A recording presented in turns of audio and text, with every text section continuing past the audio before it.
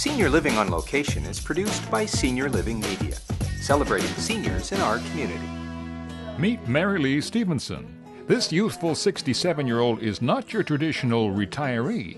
With her intellect, a PhD in sociology, along with a multitude of other educational credits to her CV, she's also added comedy to her resume. Now, that's an interesting combination when you put it all together. A 67-year-old lesbian comic with a PhD. Yes, we thought we'd slide that one in.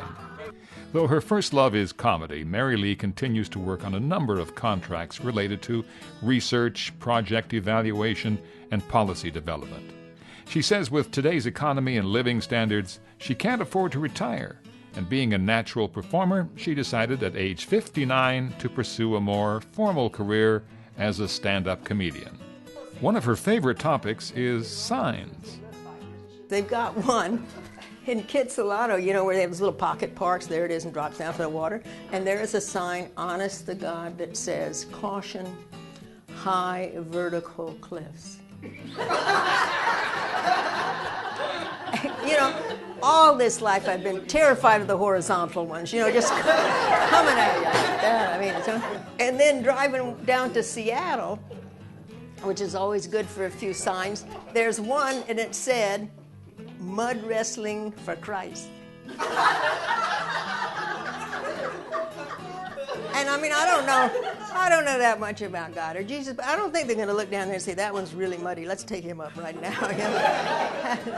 But really, all my life, I've been a show-off. Let's face it. Ever since, and if you talk to any comic, they'll say, "I discovered one time that I could make people laugh." But the degree, the teaching, the government work, that was just sort of, I never made real career decisions. I got the BA, I'm interested, I'll go and do a MA. My teacher's at that school in England.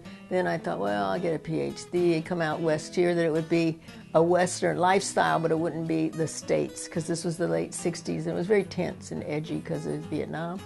And so sure enough, it was a West Coast lifestyle, but without the edge. But the transition is not in any way different, really, because always I like to think I was funny, I like to think I was fairly witty, and teaching is performing too if you're doing it right. As Marylee took on the comedy world, she began to find the stand-up comedic scene a bit disgruntling.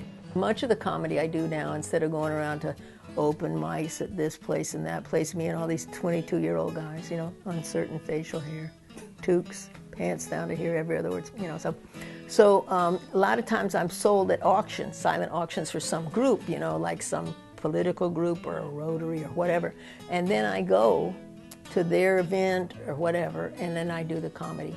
So rather than give up on comedy altogether, Marylee has transitioned her comedic approach more to storytelling and performing at private functions.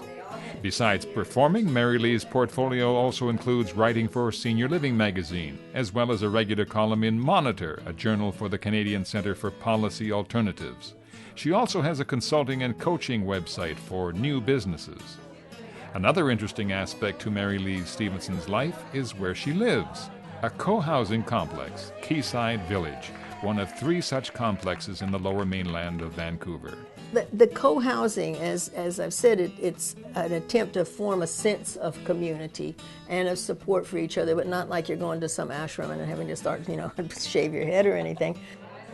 Co-housing is a collaborative housing system where residents participate in the design and development of their own homes and communities. It's not a commune or co-op. It's a complex in which the residents determine their communal needs and share resources. They're basically neighborhoods that combine the autonomy of private dwellings with the advantages of shared resources and community living. They typically range from 10 to 35 households, emphasizing a multi-generational mix of singles, couples, families, and elders. Marylee firmly believes that co-housing saved her life. As she began to age, her business started to decline. She felt isolated, living alone and depressed. Moving to the complex has helped create a sense of community and family for her. Even just by sitting and working in the common area, Marylee says the feeling of isolation dissolves. Marylee is part of a growing group of senior-age women who cannot afford to retire. So rather than giving up a career at 65, Marilee is a prime example of finding a new niche in her retirement and having a blast doing it.